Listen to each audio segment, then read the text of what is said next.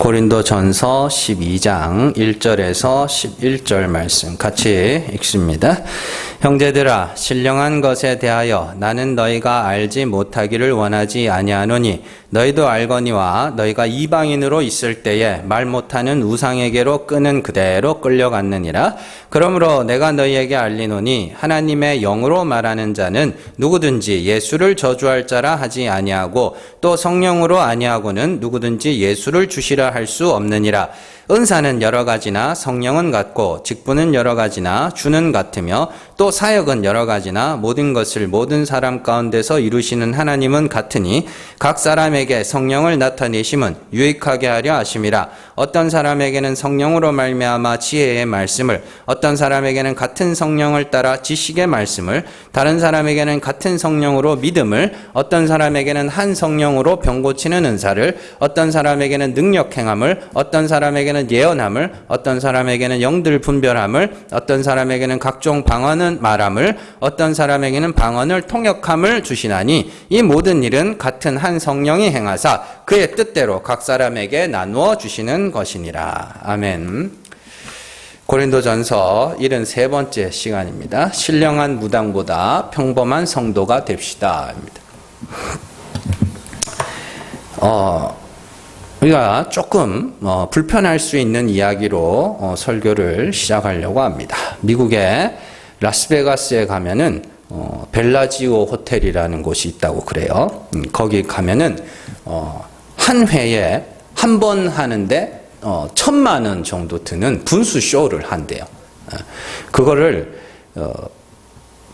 공짜로 볼 수 있답니다. 거기서 가면. 그리고 총 제작비가 1,000억 원 정도 되는 그 태양의 서커스, 되게 유명한 서커스입니다. 우리나라에 와서도 공연하고 그랬죠.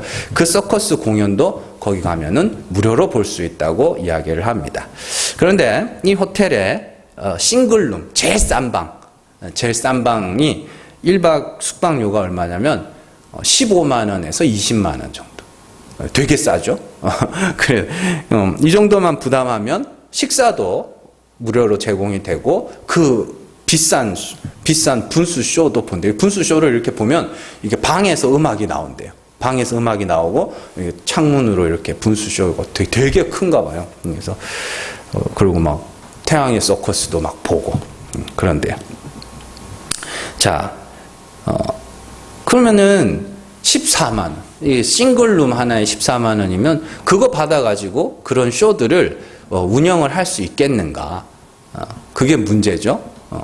그래서 아무리 계산을 해봐도 숙박료로는 감당이 안 되는 공연입니다. 그런데 여기에 소모되는 돈은 어떻게 충당하느냐? 그 호텔 스위트룸이 있거든요. 스위트룸이 하루 숙박료가 2억 원이라 그래요. 근데 이제 보통 일반인들이 예약을 하려고 그러면 스위트룸이라고 하는데도 가면은 뭐 몇백만, 700만 원? 뭐 요 정도밖에 안 되거든요. 스위트룸이라고 하는 데가. 근데 그런 데는 일반인이 예약도 못 해요. 예약도 못 하는 진짜 거기서 VIP들만 들어갈 수 있는 그런 한 1박에 2억 원짜리 그런 스위트룸이 있다고 그럽니다. 자, 또 하나 이야기를 해줄게요. 서울에서 출발한 비행기가 뉴욕까지 가는데 드는 돈이 10억 원이라고 그럽니다. 그런데 이 비행기를 이코노미석으로 다 채웠다고 가정을 했을 때 2억 4천만 원 정도가 부족하다 그렇게 이야기를 합니다. 그렇다면 이 2억 4천만 원이 부족한 그 비행기 금액을 어떻게 채우는가? 어떻게 채우냐? 비즈니스석이랑 퍼스트 클래스석으로 충당을 하죠. 그러면 이 비즈니스석과 퍼스트 클래스에서 얼마나 충당을 하느냐? 이코노미석 한 자리당 70만 원 정도를 충당을 한대요. 자, 그렇다면 사람들은 모든 호텔을 스위트룸으로 만들고 비행기의 모든 좌석을 퍼스트 클래스로 만들면 더 큰 이익이 나지 않겠느냐?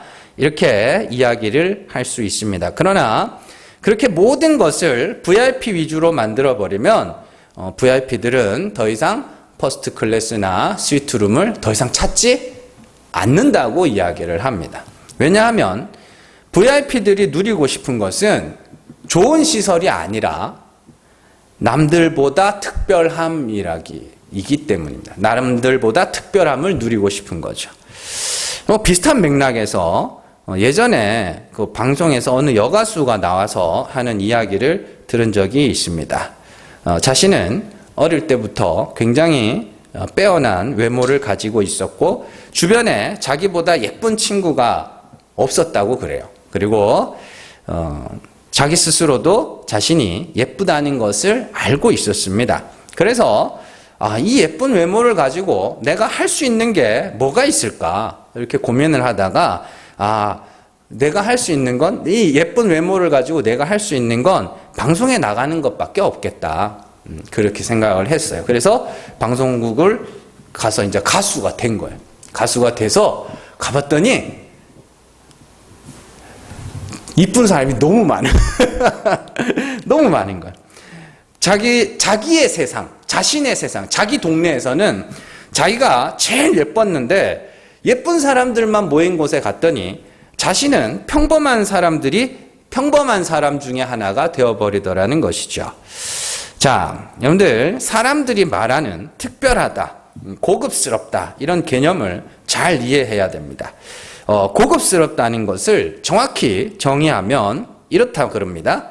어느 정도 가까이 갈 수는 있지만 어느 정도 이상은 가까이 갈 수 없는 것. 그게 고급스러움이라고 이야기를 합니다. 그래야 그 고급스러운 것을 가진 사람들이 자신을 특별한 사람으로 여길 수 있기 때문인 것이죠. 그래서 모든 사람들이 알고 모든 사람들이 볼 수도 있지만 그렇다고 아무나 가질 수는 없는 것. 그런 것들을 고급이라고 이야기를 한다고 합니다. 그러니까 무작정 비싸기만 해서도 안 되고요. 아무나 가질 수 있어도 안 되는 것이죠. 그러니까 누군가의 로망을 내가 소유하고 있다. 거기서 사람들은 특별하다, 고급스럽다라는 느낌을 받는다고 그렇게 이야기를 합니다. 그래서 15만 원짜리 싱글룸이 있어야 하룻밤에 2억 원짜리 스위트룸에도 묵을 맛이 나는 것이고 이코노미석이 있어야 퍼스트 클래스를 타는 맛이 난다고 이야기를 합니다. 그래서 싱글룸에서 1박을 보내는 사람이나 이코노미석을 타는 사람들이 스위트룸에서 지내는 사람이나 퍼스트 클래스에 앉아있는 사람들을 보고 뭐 손가락질을 하고 욕을 하든 아무 상관없어요. 그냥 그들보다 더 나은, 그들보다 뭔가 특별하다는 것을 누리고 있다는 그 사실만으로도 만족감을 느낀다고 이야기를 합니다. 이처럼 인간들이 말하는 특별함, 고급스러움은 보통과는 차별됨, 여기서 누릴 수 있다고 이야기를 하죠. 자, 보통 사람들이 바라보지만 하지 못하는 것을 나는 한다, 나는 가졌다. 그런 그 특별함, 그 차별, 거기서 사람들은 굉장한 만족감과 쾌락을 느낀다고 이야기를 합니다. 그런데 신앙생활을 그렇게 하려는 사람들이 있어요. 자신을 보통의 성도와는 다른 특별하며 아주 고급스러운 성도라는 것을 느끼기 위해서 자꾸만 이상한 것들을 만들어내서 그것으로 자신은 뭔가 특별하며 고급스러운, 다른 말로 신령한 사람이라고 여기는 사람들이 있습니다. 특별하다는 거죠. 뭐 명품 신앙인 뭐 이런 거 있잖아요. 자, 그런 특별함과 고급스러움 또 그런 신령함을 누리고자 하는 사람들에게 가장 좋은 먹잇감이 뭐냐면 은사입니다. 그러나 우리가 알아야 할 것은 신앙생활에 있어서 더 나은 사람, 더 못한 사람의 차별 따위는 존재하지 않습니다. 왜냐하면 신앙생활은 하나님의 은혜의 특별함을 배우는 것이지 내가 특별한 사람이 되는 것이 아니기 때문입니다. 로마서 3장 22절 같이 읽습니다. 곧 예수 그리스도를 믿음으로 말미암아 모든 믿는 자에게 미치는 하나님의 의인이 차별이 없느니라. 야고보서 2장 1절 같이 읽습니다. 네, 형제들아, 영광의 주 곧 우리 주 예수 그리스도에 대한 믿음을 너희가 가졌으니 사람을 차별하여 대하지 말라. 아멘. 바울과 야고보 모두 예수 그리스도에 대한 믿음을 가졌기 때문에 차별이 없다. 차별하지 말아라. 그렇게 이야기를 합니다. 예수 그리스도를 믿는 믿음을 가졌다는 것은 그리스도와 함께 죽고 그리스도를 죽은 자 가운데서 살리신 하나님이 나도 살리실 줄을 믿는다라는 의미입니다. 그 믿음과 차별 없음이 무슨 관계가 있는가? 믿는 것과 차별이 없는 것이 무슨 관계가 있느냐? 믿음만으로만 구원받기 때문에, 그것도 맞는데, 정확하게 말하면, 모든 성도는 죄로 죽어야 됩니다. 죄로 죽어야 됩니다. 단 한 사람의 예외도 없이 택하신 모든 성도는 반드시 죄를 자백함으로 율법에 대하여 죽어야 합니다. 율법에 대하여 죽는다는 것은 내가 어떻게 살았든지 하나님의 긍휼이 아니면 구원에 이르지 못할 자라는 고백이죠. 그거 없으면 성도 아닙니다. 좀 유치하게 말해서 내가 율법으로는 80점이고 내 옆에 있는 사람은 율법으로 하면 50점이라 할지라도 아무 차별이 없다는 것입니다.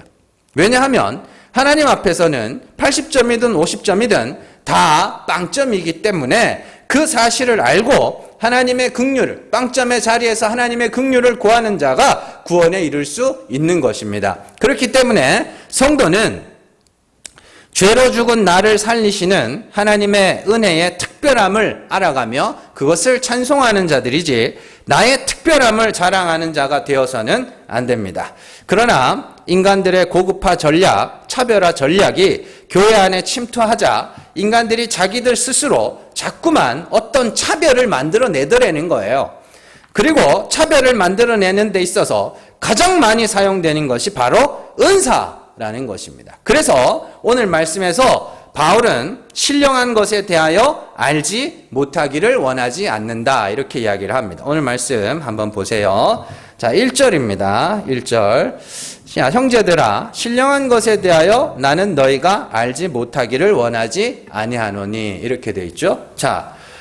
신령한 것을 너희가 알지 못하기를 원하지 않니. 그 말은 뭐예요? 너희가 신령한 것이 뭔지를 꼭 알았으면 좋겠다. 그런 이야기죠. 그러면서 다른 말로 하면 내가 지금부터 신령하다는 게 뭔지를 가르쳐 줄게. 누가 신령한 자인지를 내가 지금부터 말해 줄게. 이런 뜻입니다. 그렇다면 누가 신령한 사람이에요? 여러분들이 생각하는 신령한 사람은 누굽니까? 여러분들의 기억 속에 그래도 교회를 교회를 몇십 년씩 다녔는데 여러분들이 이렇게 지나온 신앙의 여정들을 한번 쭉 생각을 해보면서 누가 제일 신령했어요? 딱 떠오르는 사람 있어요? 응?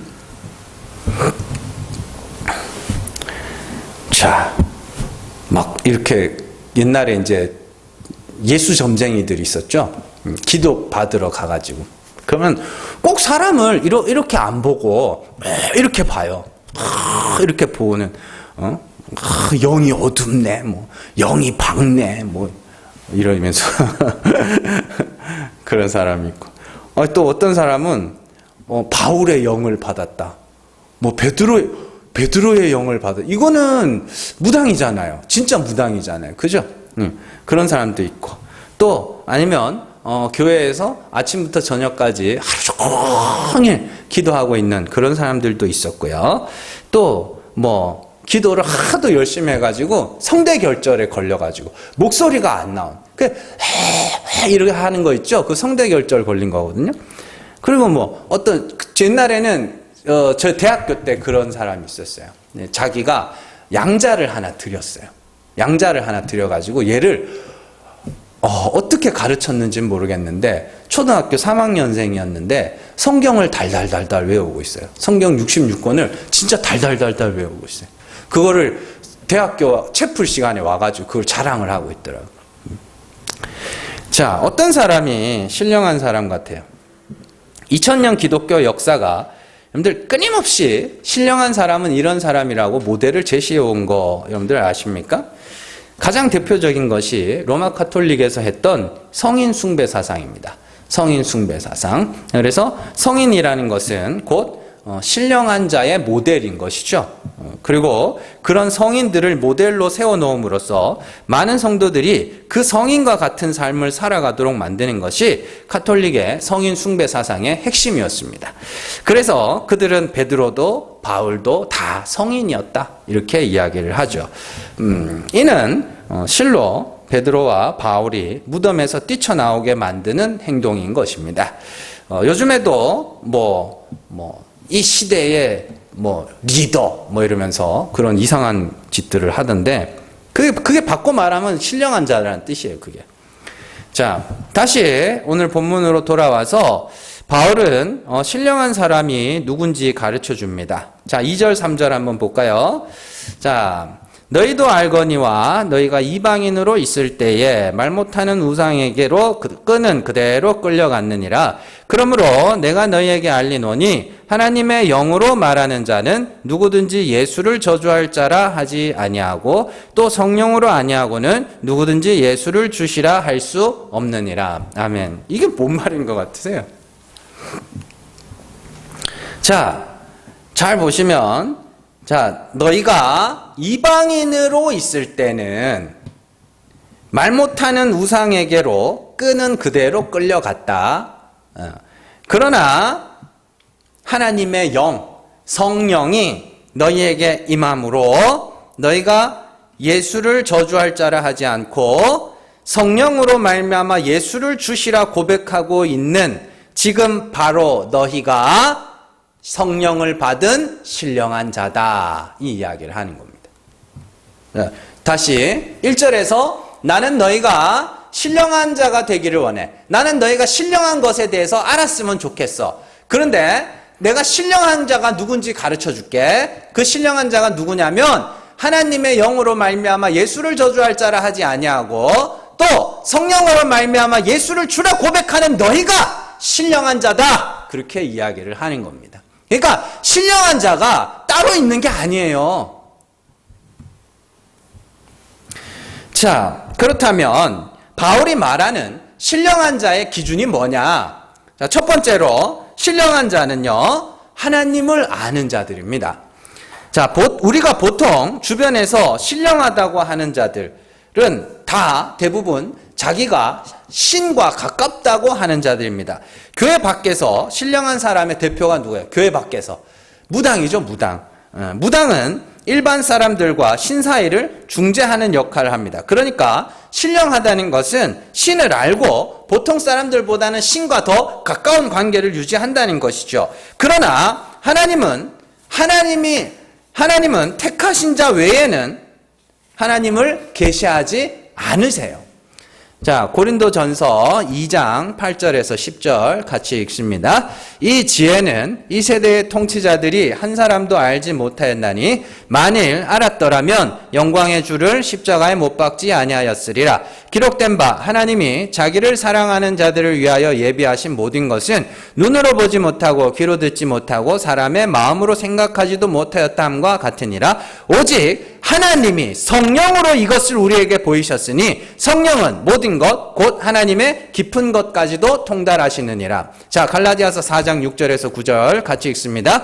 너희가 아들임으로 하나님이 그 아들의 영을 우리 마음 가운데 보내사 아빠 아버지라 부르게 하셨느니라. 그러므로 네가 이후로는 종이 아니요 아들이니 아들이면 하나님으로 말미암아 유업을 받을 자니라. 그러나 너희가 그때에는 하나님을 알지 못하여 본질상 하나님이 아닌 자들에게 종노릇하였더니 이제는 너희가 하나님을 알 뿐 아니라 더욱이 하나님이 아신 바 되었거늘 어찌하여 다시 약하고 천박한 초등학문으로 돌아가서 다시 그들에게 종노릇하려 하느냐. 아멘. 자, 오늘 말씀과 고린도전서 2장과 갈라디아서 4장의 말씀을 비교해 보면 똑같은 이야기를 하고 있어요. 뭐냐면 성령이 우리 안에서 오셔서 하는 일이 뭐냐? 하나님을 알게 하는 일입니다.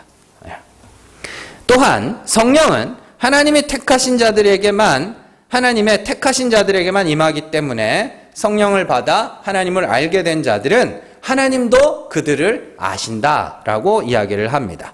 그렇게 성령을 받아 아버지를 알게 된 자들을 신령한 자라고 이야기를 하는 것이죠. 그러니까 신령한 자는 결국 누구예요? 하나님을 아는 자, 아버지를 아는 자. 하나님은 근데 어떤 분이에요? 죽은 자를 살리시는 하나님이잖아요. 그 하나님을 아는 자, 그들이 신령한 자입니다. 두 번째로 신령한 자는 누구냐? 성령으로 말미암아 하나님이 죽은 자를 살리시는 분임을 알게 되어서 자신의 죄를 자백하는 자들이 신령한 자들입니다. 하나님 앞에서 자신의 죄를 자백하고 하나님의 긍휼을 부르짖을 수 있는 그것이 신령한 자들입니다.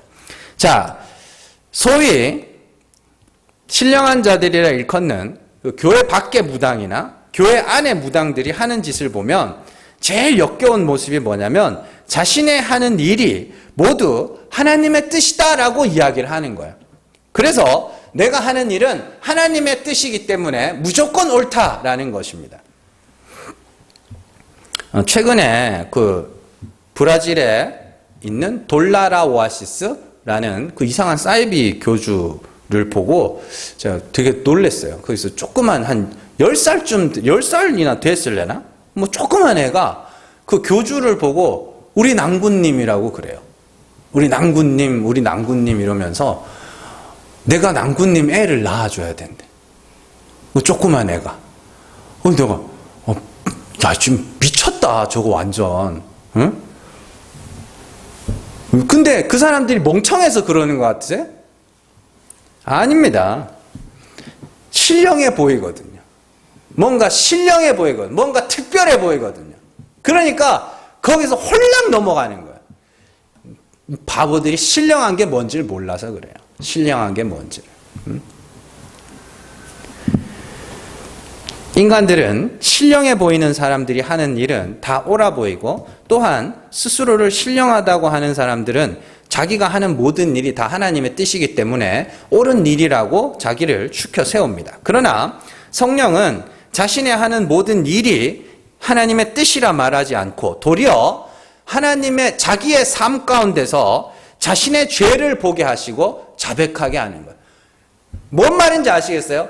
세상이 말하는 신령한 자는 나 하나님하고 친해. 그래서 하나님이 날 이렇게 하라 그랬어. 그래서 여자들 성폭행하고 성추행하면서도 이건 하나님의 뜻이라고 이야기를 하고 뭐 조그만 애들한테 말도 안 되는 짓 시키면서 그것도 하나님의 뜻이라고 하고 자기가 하는 일은 다 하나님의 뜻이래.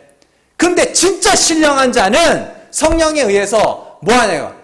내가 죄인이구나. 내 안에는 죄밖에 안 나오는구나. 그게 신령한 자라고요. 왜 엉뚱한 이상한 데 가가지고 신령한 걸 찾아다니냐고. 난 너무 답답한 거예요, 그게. 그런 거 없다고요. 그런 거 없어요. 뭔가 특별한 어떤 우리보다 더 신령한 그런 거 없다는데 자꾸 뭐 좀 특별해 보이면 거기다가 그냥 넘어가가지고 목사님 이거 한번 보세요. 이 사람 한번 보세요. 특별해 보이지 않냐고. 신령해 보이지 않냐고. 그러고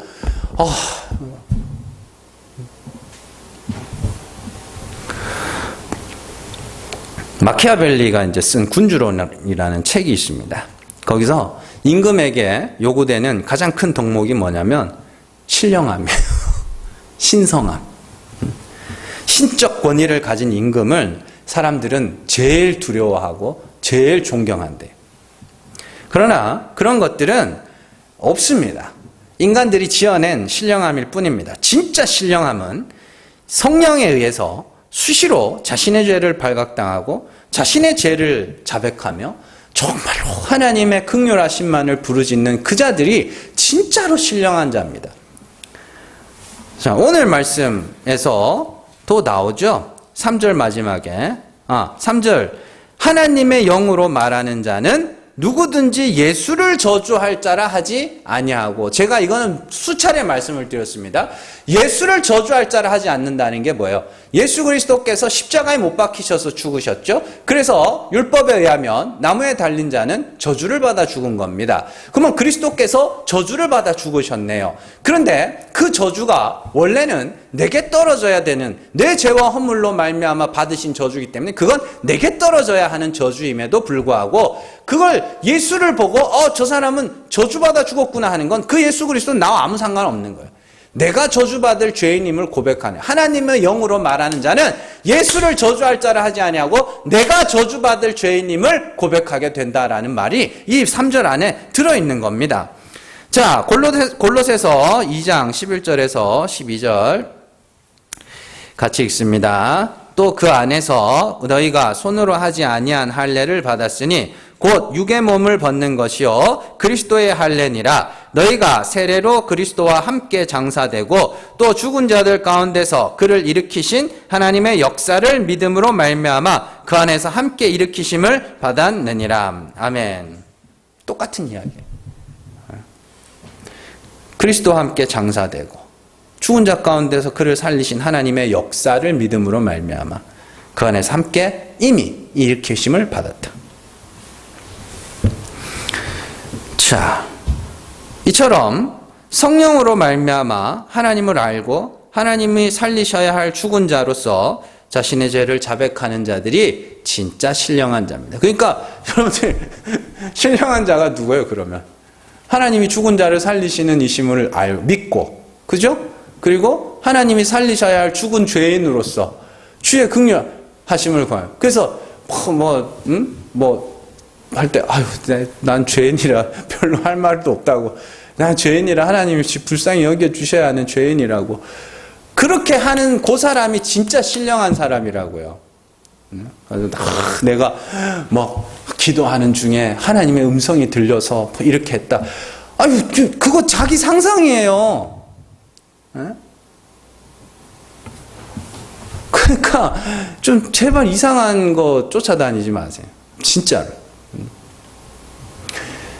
진짜 신령한 자는 자신의 죄를 빤히 쳐다보면서 야, 진짜 나는 하나님이 불쌍히 여겨주셔야만 구원에 이를 수 있겠구나. 요 사람이 진짜 신령한 사람입니다. 그거 말고는 신령한 자 없습니다. 이 세상에 어떤 사람들이 자기가 신령한 척을 한다고 할지라도 우리는 진짜 신령한 자는 하나님이 은혜의 하나님이시며 나는 하나님의 은혜가 아니면 죽어야 할 죄인임을 자백하는 자 외에는 그 어떤 신령한 자도 없습니다. 나머지는 다 뭐예요? 사기꾼입니다. 무당입니다. 그런데 문제는 인간들이 자신의 은사를 가지고 신령함을 논했다는 것이죠. 사실은 은사뿐만이 아니라 시대마다 신령한 자의 기준이 막 바뀝니다. 이에 대해서 바울은 은사라는 것이 무엇인지를 설명을 해줍니다. 은사는 성령이 주시는 것이라고 딱 잘라 말합니다. 그 말은 뭐예요? 우리가 갖고 싶다고 저 은사를 내가 가질 거야 한다고 가질 수 있는 것도 아니고, 주지 말란다고, 필요 없다고 한다고 안 줄 것도 아니고, 하나님으로부터 주어지는 것이라는 뜻이죠. 그러나 은사의 종류보다 진짜 바울이 말하고 싶은 것은 은사는 개인의 노력으로 얻을 수 있는 것이 아니며 하나님으로부터 주어지는 것이고, 또한 은사의 종류는 하나님의 뜻대로 맡을 만한 자에게 주신다는 것이죠. 또한 하나님이 은사를 주신 목적을 7절에 말하고 있죠. 각 사람에게 성령을 나타내심은 유익하게 하심이라 이렇게 되어 있습니다. 근데 요 하나님이 은사를 주신 목적을 에베소서에서는 좀 더 구체적으로 설명을 해줍니다. 에베소서 4장 11절에서 12절 같이 읽습니다. 그가 어떤 사람은 사도로, 어떤 사람은 선지자로, 어떤 사람은 복음 전하는 자로, 어떤 사람은 목사와 교사로 삼으셨으니 이는 성도를 온전하게 하여 봉사의 일을 하게 하며 그리스도의 몸을 세우려 하심이라. 이게 나중에 기회 되면 하나하나 다 똑바로 번역을 해드리겠지만, 성도를 온전하게 하여 봉사의 일을 하게 하며 궁극적으로 은사를 주신 목적이 뭐예요? 그리스도의 몸을 세우려 하심이라. 그리스도의 몸은 뭐예요? 그리스도의 몸은 교회. 세운다, 건축하다. 그건 뭐예요? 교회를 건축한다. 그리스도의 몸을 세운다. 그건 뭐냐면 그 은사를 통하여서 하나님, 그리스도의 몸된 교회, 성도들을 전도하기 위함이다. 이런 거예요. 그 은사는 그거 갖고 나 이런 은사 있지롱, 나는 방언도 할 줄 알지롱, 난 예언도 할 줄 알지롱, 이렇게 자기를 자랑하라고 준 게 아니라 그 은사로 전도하라고 준 거예요. 전도하라고.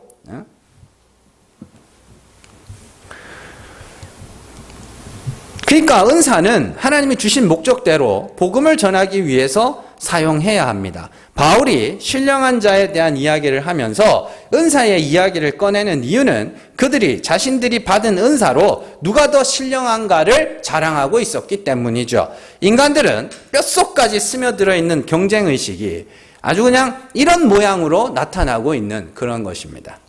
앞으로 은사에 대해서 계속해서 배우겠지만 하나님이 은사를 주신 목적은 복음을 전하라고 주신 것이다. 이걸 확실하게 기억해야 됩니다. 어떤 사람은 이제 이런 사람이 있어요. 내가 무슨 은사를 받았는지 모르겠다. 근데 그냥 차라리 그 사람들이 더 나아요. 자기가 무슨 은사를 받았는지 아는 사람들은요, 제가 보면 한 19은 거의 은사 받은 나를 자랑하려고 그래요.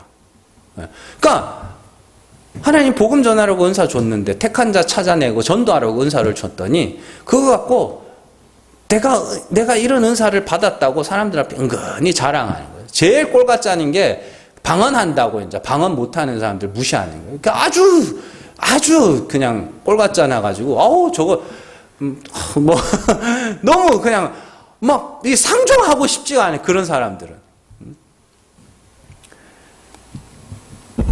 그냥 은사를 모르는 채로 전도하면서 그냥 만난 사람들 위해서 기도도 해주고 위로도 해주면서 그냥 한 사람이라도 구원하기 위해서 살아간다면 그 인생이 그 사람이 신령한 사람이에요.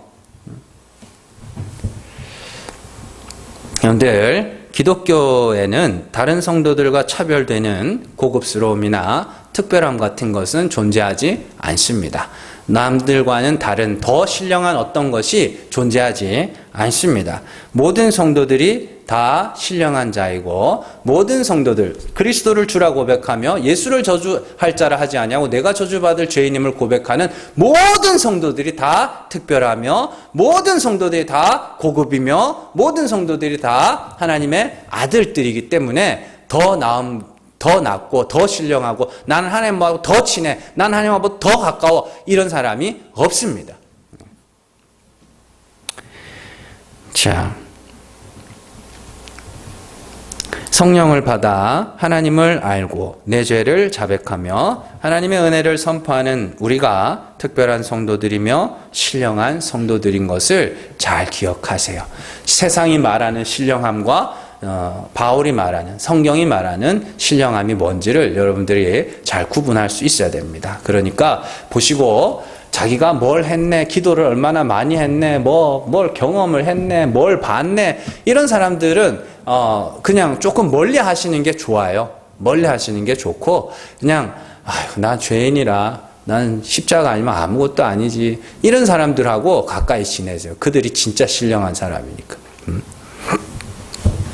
자, 이 땅에서 정말로 하나님께서 택하신 자들에게 성령을 부으시고 그들로 말미암아 하나님을 알게 하시고 하나님과 화목하게 하신 우리가 신령한 자임을 알고 정말로 우리의 훈련과 연단을 잘 감당하면서 동시에 그리스도의 몸을 세우기 위해서 은사를 주신 하나님의 도구로서 많은 사람들을 구원하는 일에 사용되는 저 여러분들 되시기를 주님의 이름으로 축원합니다. 기도하겠습니다.